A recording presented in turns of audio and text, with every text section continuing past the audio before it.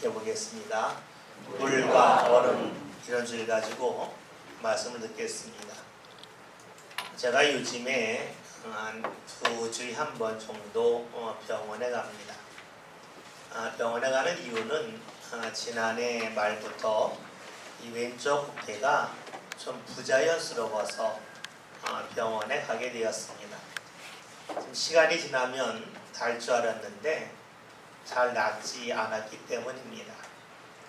일상생활하는 데는 크게 지장이 없는데 좀 어깨를 갑자기 뒤로 젖히거나 무거운 짐을 들려 할 때에는 어깨가 아파서 제대로 할 수가 없었습니다. 그래서 이제 병원에 가서 엑스레이를 찍고 의사를 만나봤더니 지금 염증이 생겨서 그렇다고 합니다. 물리치료 받고 좀 약을 먹는 가운데 한결 좋아졌습니다. 제가 어깨를 치료받으면서 생각해 보니까 사람이 아픈 것이 다 비슷하다 하는 것을 느끼게 되었습니다. 어깨가 아프니까 어깨를 움직일 수 있는 부분이 줄어들었습니다. 아마 허리가 아프신 분들도 마찬가지일 겁니다. 아프기 전보다 아픈 후에는 내 몸을 움직일 수 있는 부분이 줄어듭니다. 다른 말로 하면 몸의 유연성이 크게 떨어진다 하는 것이지요. 좀 더 확대해 보았더니 사람이 나중에 죽는 게 뭔가? 죽으면 몸이 뻣뻣해지죠. 움직이지 못합니다. 살아있는 사람은 움직입니다. 그리고 건강할수록 몸이 유연하고 움직일 수 있는 부분이 많아집니다.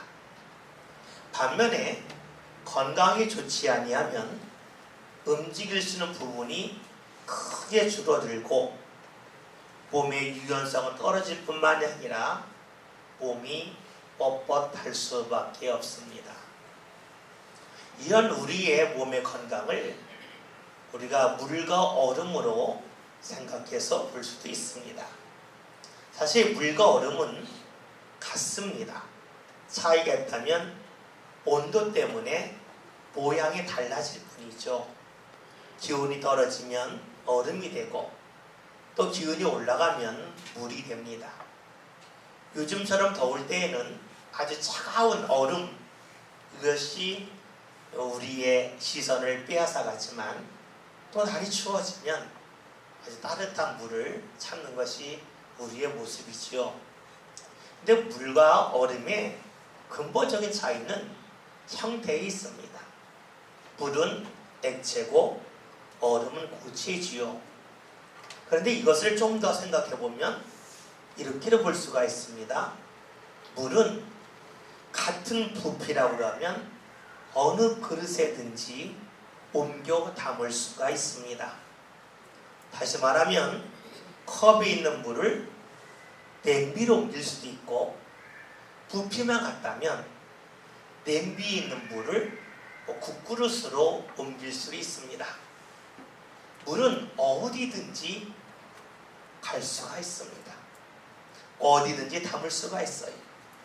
심지어 우리가 음료수를 먹을 때 빨대를 사용하는데 이 빨대라고 하는 그 좁은 틈이라 할지라도 물은 들어갈 수가 있고 옮겨 담을 수가 있습니다. 그런데 얼음은 달라요. 얼음은 같은 부피라 할지라도 옮겨 담을 수가 없어요. 만약에 여러분이 냉장고에 물을 얼릴 때에 별 모양으로 얼렸습니다. 그런데 이걸 얼음을 빼서 같은 부피이지만 둥그런 컵에 담으려 하면 담을 수가 없습니다. 얼음은 부피가 같다 할지라도 자기와 모양이 같지 아니하면 그대로 옮겨 담을 수 없다는 것이지요. 물은 어디든지 들어가도 자신의 그 모습을 변형시키면서까지는 들어가지만 얼음은 그렇지가 않습니다. 얼음은 딱딱한 것처럼 그는 뻣뻣합니다.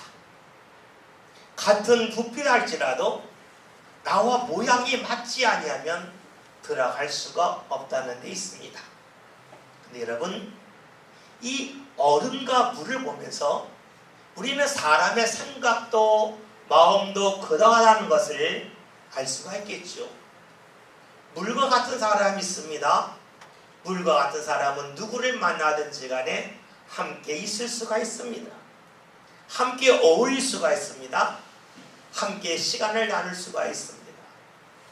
근데 얼음과 같은 사람은 나와 생각이 맞지 아니하면 그 자리에 있지 못합니다. 계속해서 내 모양을, 내 생각을 끊임없이 주장하기 때문이지요. 얼음은 자신의 모양에 변화를 주지 않습니다. 변화를 주지 않기 때문에 얼음과 같은 생각, 얼음과 같은 마음을 가지고 있는 사람은 다른 사람이 나에게 맞추지 아니한다면 그 사람과 함께 할 수가 없습니다. 그런데 이것은 사람의 관계에서만 나타나는 것이 아니라 하나님을 믿는 신앙도 역시 그러하다는 것입니다. 하나님을 믿는 신앙의 사람이 물과 같은 신앙이라고 그러면 하나님이 나를 어디로 이끌든지 간에 따라갈 수가 있습니다. 컵에 있는 물을 냄비로 옮길 수 있는 것처럼 내가 물과 같은 신앙이라면 하나님이 나를 어디로 인도하든지 그리로 따라갑니다. 그러나 얼음과 같은 신앙의 사람이라면 별 모양의 얼음이 둥그런 컵에 들어갈 수 없듯이 하나님이 나를 이끄신다 할지라도 내 마음과 내 뜻과 맞지 아니하면 주의 인도함을 받을 수가 없습니다. 여러분, 신앙의 사람은 하나님을 믿는 것입니다. 그리고 하나님을 따라가는 것입니다. 하나님이 나를 따라오시세요? 내가 원하는 곳에 하나님이 있어야 됩니다. 이것은 신앙이 아니라 하나님을 부리는 사람이 되고 맙니다. 그러기에 우리가 신앙생활을 할 때에 내 모습이 물과 같은지 혹은 얼음과 같은지 살펴볼 필요가 있습니다. 오늘 우리가 읽은 말씀을 보면 물과 같은 신앙을 가진 사람과 얼음과 같은 신앙을 가진 그 사람이 대비되어 나오고 있습니다. 오늘 본문의 말씀은 이렇게 시작하고 있지요. 38절에 있는 말씀을 함께 보겠습니다. 읽습니다. 그들이 길 갈 때에 예수께서 한 마을에 들어가시되 마드라라 이름하는 한 여자가 자기 집으로 영접하더라. 아멘. 말씀을 봤더니 그들이 길을 갔다라고 말씀하고 있어요. 그들이라고 하면 여러 명을 말하겠죠. 몇 명인지 모르겠지만 그들은 한 명이 아닌 복수의 사람을 말합니다. 그들이 누구일까요? 그 다음에는 말씀을 봤더니 예수께서 한 마을에 들어가셨다 하는 말씀이 나옵니다. 따라서 우리는 알 수 있는 것이 있어요. 그들은 최소한 예수님과 예수님의 12 제자다 하는 것을 알 수가 있겠죠. 13명이나 되는 그 장정들이 한 마을에 들어갔습니다. 들어갔을 때에 오늘 말씀을 보면 마드라라는 한 여자가 자기 집으로 이들을 다 영접했습니다. 생각해 보세요. 장정 13명이 자신의 집에 온다면 그 집은 북적북적일 겁니다. 그뿐만이 아니죠. 13명이 자신의 집에 와서 이들에게 무언가 대접하려 하면 적지 않은 수고가 필요합니다. 적지 않은 비용도 들어갈 것입니다. 근데 마르다가 그 일을 하는 것입니다. 우리가 성경을 보면 예수님께서 이 세상에서 활동하실 때에 누구의 집에 들어가셨다라는 말씀이 종종 나옵니다. 그런데 그 집에 들어갈 때 특징은 그 집에서 예수님을 필요로 했기 때문입니다. 집에 아픈 사람이 있을 때에, 집에 귀신 들린 자가 있을 때에, 집에 혹시 죽은 사람이 있을 때에 예수님을 모셔갔습니다. 즉 자신들이 아쉬우니까 예수님을 필요로 해서 예수님을 자신의 집으로 오게 한 것입니다. 그런데 성경을 보면 예수님을 자신의 집에 모셔서 무언가 대접하고 무언가 예수님을 헌신했다라고 하는 말씀은 거의 등장하지가 않습니다. 거의 유일한 사람이 바로 마르다입니다. 여러분, 그러니까 이 마르다가 예수님과 예수님의 제자 12명 포함해서 13명을 자신의 집으로 영접했다고 하는 것은 세상 말로 하면 배포가 굉장히 큰 사람임을 알 수가 있습니다. 이 여인이 예수님을 자신의 집으로 영접했을 때에 사람들이 이 여를 향하여 굉장히 칭찬했을 겁니다. 아, 믿음이 좋다라고 말했을 겁니다. 여러분, 예수님이 마르다의 집에 들어가실 때에 혹시 예수님의 외적인 모습이 어떠할 거라고 생각해 본 적 있습니까? 예수님이 우리 여러분이 예비할 때 오는 모습처럼 좀 핸섬하게 옷도 잘 입고 머리도 깨끗하고 그리고 아주 깔끔한 모습으로 그의 집에 가셨을까? 제자들도 그랬을까요? 여러분 아시는 것처럼 예수님이 이런 말씀하셨습니다. 야, 여우도 굴이 있고 공중의 새로 거처하는 곳이 있다. 그러나 인자는 머리 들 것이 없다 하셨습니다. 즉 예수님은 한 지역에서 말씀을 전하신 것이 아니라 여기저기 옮겨 다니면서 말씀을 전하셨어요. 그렇기 때문에 때로는 식사를 거를 때도 많았고 잠자리로 일정하지가 않았겠죠. 때로는 잠을 잘 때에 길거리에서 노숙할 수밖에 없었을 겁니다. 그러니 예수님의 모습은 외모로 볼 때에 깔끔하지는 않았을 겁니다. 제자들 역시 그랬을 겁니다.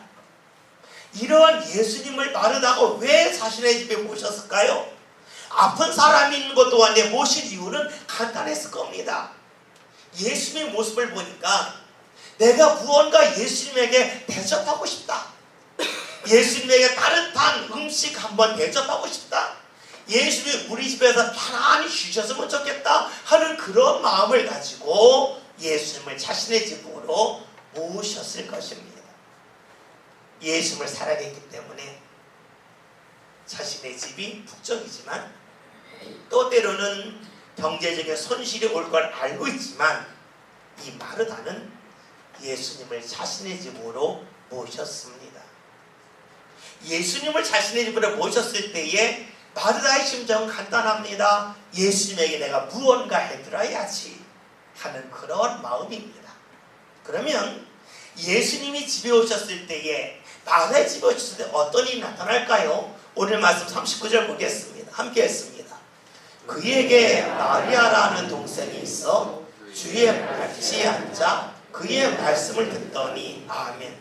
말씀을 받더니 예수님이 마르다의 집에 들어가셨을 때에 마르다의 동생 마리아가 예수님의 발치에 앉아서 말씀을 듣고 있습니다.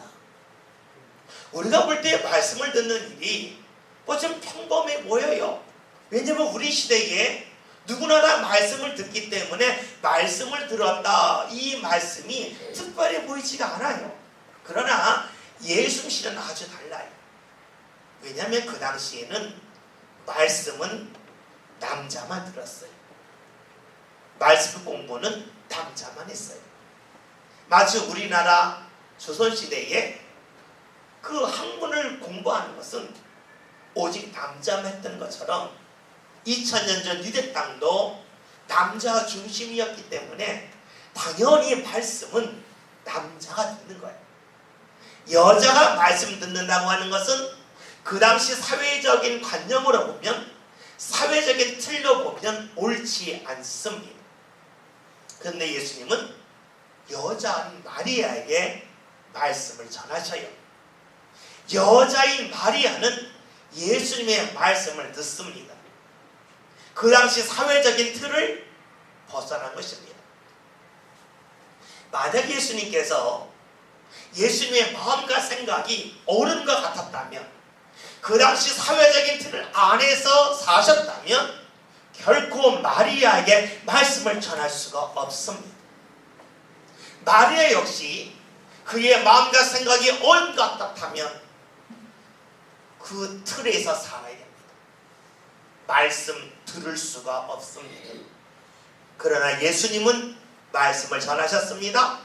마리아는 말씀을 듣습니다. 왜 그럴까요? 그들의 마음과 생각이 그리고 신앙이 얼음과 같지 않고 물과 같았기 때문입니다. 사회적인 틀 안에서 살지 않고 사회적인 틀을 벗어나서 그들은 말씀을 듣고 말씀을 전하고 있습니다. 여러분, 생각할 것이 있습니다. 그것은 바로 마리아가 말씀을 들을 때 그냥 말씀을 들었다라고 성경이 우리에게 증언하지 않고 오늘 본문에 나와 있는 말씀처럼 주의 발치에 앉았다는 것입니다. 즉, 발 아래 있었다는 것이지요. 이것은 무엇을 말할까요? 마리아가 예수님의 발자취를 따라갔다는 것 아니겠습니까? 예수님의 발걸음을 따라가다가 예수님이 멈추니까 자신도 멈췄다는 것이지요. 예수님이 멈춰서 말씀을 전하시니까 자신의 발걸음을 움직이지 않고 자신의 발걸음을 멈추고 말씀을 들었다는 것이에요. 마리아는 예수님이 자신의 집에 오셨을 때에 예수님의 발자국을 따라갑니다. 예수님의 발걸음에 따라서 자신을 옮겨가고 있습니다. 즉, 자기가 갖고 있던 생각에 따라서 움직이는 것이 아니라 주님이 움직이시는 대로 움직입니다. 마리아의 생각은 얼음이 아닙니다. 물과 같습니다. 그러기에 주님이 움직이는 대로 따라 움직이고 있습니다. 이렇게 마리아가 주의 말씀을 듣고 있을 때에 마르다는 어떠한 일을 하고 있었을까요? 오늘 말씀 40절에는 말씀을 함께 읽겠습니다. 함께 했습니다. 마르다는 분주한 일이 많아 마음이 분주한지라 예수께 나아가 이르되 주여, 내 동생이 나 혼자 일하게 두는 것을 생각하지 아니하시나이까? 그를 명하사 나를 도와주라 하소서. 아멘. 말씀을 봤더니 마르다는 굉장히 바빴습니다. 이해가 되죠? 예수님에게 무언가 대접하기 위함이에요. 만약에 마리아의 집이 아주 넉넉했다면 그 집에 종이 많았을 거예요. 종이 많았다면 마르다는 분주할 일이 없어요. 그런데 마르다가 분주했다고 하는 것은 자신의 손을 움직여야만 된다는 것이지요. 그러니까 마르다가 예수님과 예수님을 불러서 대접을 하려고 하지만 그의 집이 넉넉하지 않았다고 하는 것을 우리는 짐작할 수가 있어요. 부유했다면 종들이 일하지 마르다가 분주할 이유가 없어요. 지금 마르다는 예수님에게 무언가 하려고 하지 않습니까? 그의 마음이 아름다워요. 그리고 마르다는 바빠요. 예수님에게 무언가 잘 대접하고 싶기 때문이죠. 근데 마르다가 볼 때에 자신의 동생 마리아가 마음이 안 드는 겁니다. 예수님이 오셨다면 무언가 대접해야 되는데 한가롭게 말씀을 듣는 것처럼 보였기 때문이죠. 그래서 마르다가 예수님에게 하는 이야기가 뭡니까? 말씀처럼 나 혼자 일하게 두는 것을 생각하지 않습니까? 내 동생에게 일하게 해주세요 라고 말하고 있습니다. 이 말 속에는 일하지 않는 동생에 대한 아쉬움이 있습니다. 그리고 한편으로는 예수님이 말씀 전하는 거 중단하면 내 동생이 일을 할 텐데 왜 말씀을 전하고 계십니까? 이러한 예수님에 대한 자신의 좀 불만이 뒤섞여져 있음을 우리는 볼 수가 있어요. 예수님이 왜 말씀을 전하셔서 내 동생이 일하지 않게 합니까? 하는 겁니다. 여러분, 마르다의 생각은 늘 같습니다. 예수님을 잘해드려야지, 무언가 대접해야지, 이 생각이 그 머릿속에 가득했습니다. 그래서 모시고 왔습니다. 그리고 예수님이 자신의 집에 온 후에로 계속해서 같은 생각입니다. 맛있는 거 해드려야 돼. 편하게 쉬게 해드려야 돼. 이것이 바로 마르다의 생각입니다. 그의 생각은 변함이 없습니다. 그의 생각은 마치 얼음처럼 자신의 모습을 계속해서 유지하고 그것을 고집하고 있습니다.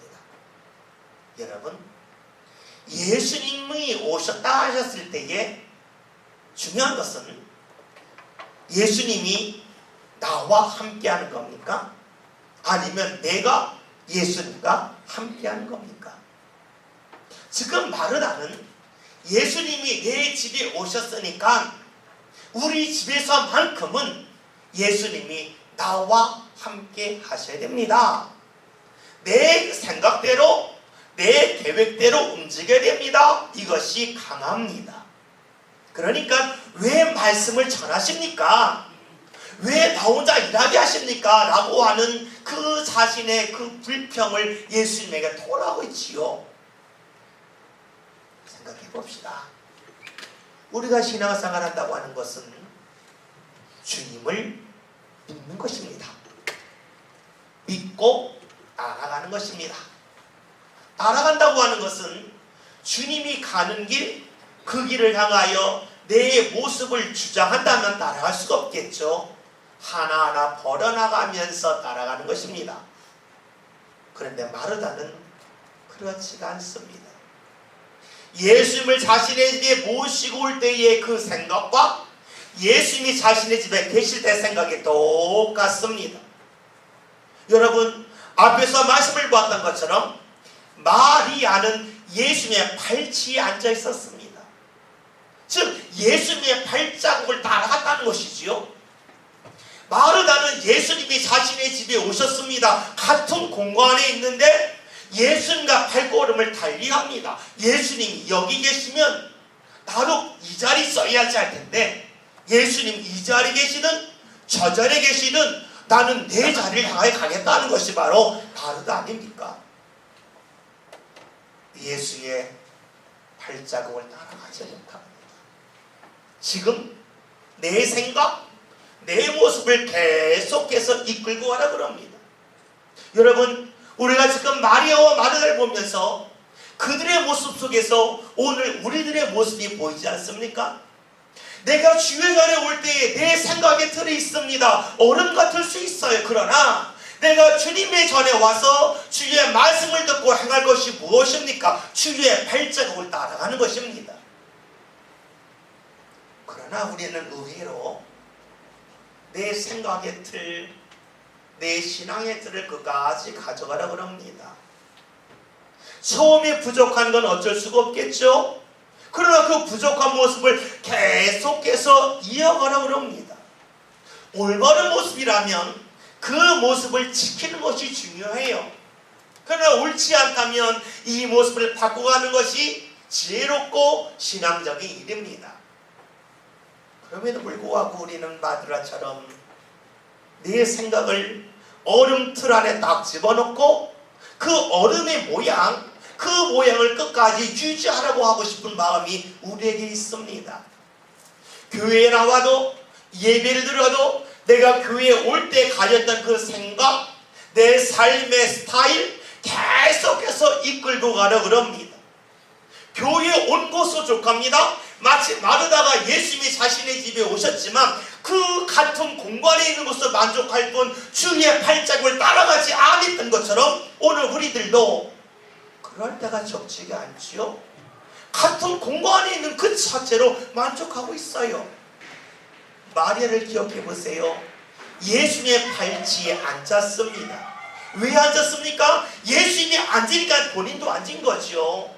예수님이 움직인다면 본인도 움직이겠다는 겁니다. 여러분, 말씀을 듣는다는 것이 무엇일까요? 발치에 앉아있는 건 아닙니까? 말씀을 귀로만 듣는 것이 아니라 주의 발자국에 따라서 주의 움직임에 따라서 내 삶의 발자국 움직임을 가져가는 것, 그것이 말씀을 듣는 것이요, 그것이 신앙이라고 말할 수가 있습니다. 마르다는 나를 고집하고 있어요. 물의 신앙이 아닙니다. 얼음의 신앙입니다. 주님이 만드신 그릇 안으로 내가 들어가고 주님이 만드신 틀 안으로 내가 들어가겠다고 하는 물과 같은 모습이 아니에요. 여기에 맞춰주세요. 얼음과 같은 그 신앙이 지금 마르다에게 있어요. 이런 마르다에게 주님이 어떤 말씀을 주실까요?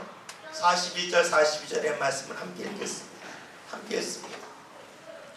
주께서 대답하여 이르시되 마르다야 마르다야 네가 많은 일로 염려하고 근심하나 몇 가지만 하든지 혹은 한 가지만이라도 족하니라.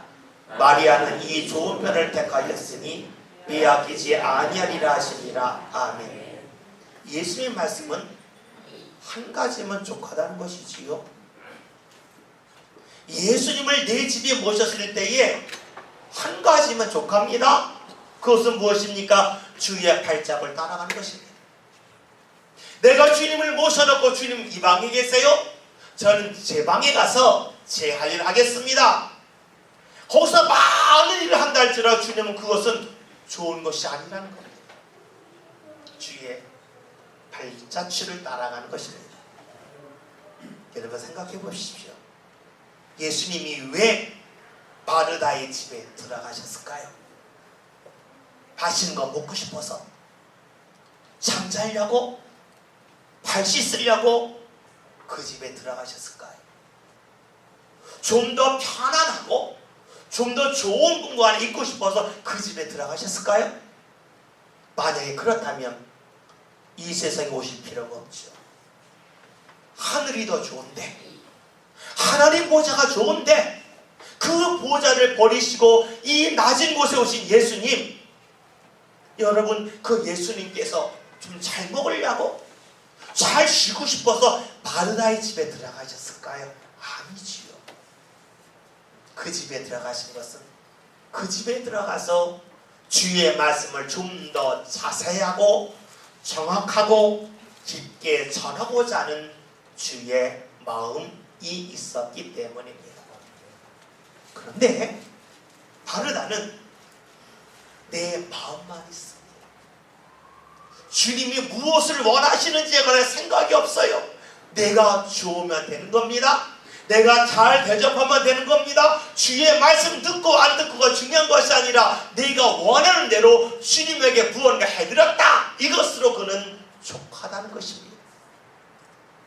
신앙은 내가 원하는 걸 마음껏 펼치는 것이 아니지요. 주님이 원하시는 길을 걸어가는 게 신앙입니다. 주님이 내 집에 오셨을 때에 주의 발자국을 따라가는 겁니다.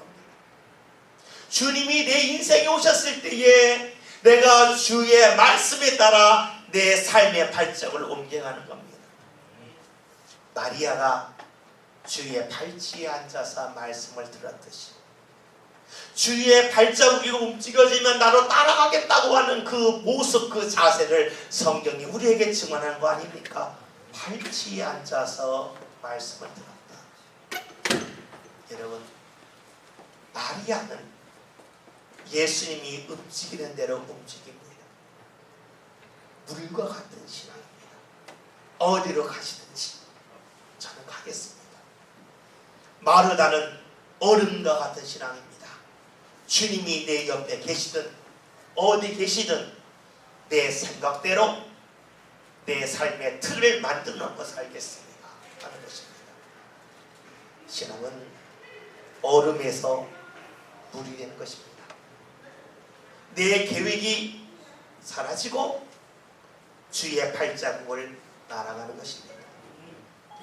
얼음이 물이 될 수 있는 비결은 간단하지요.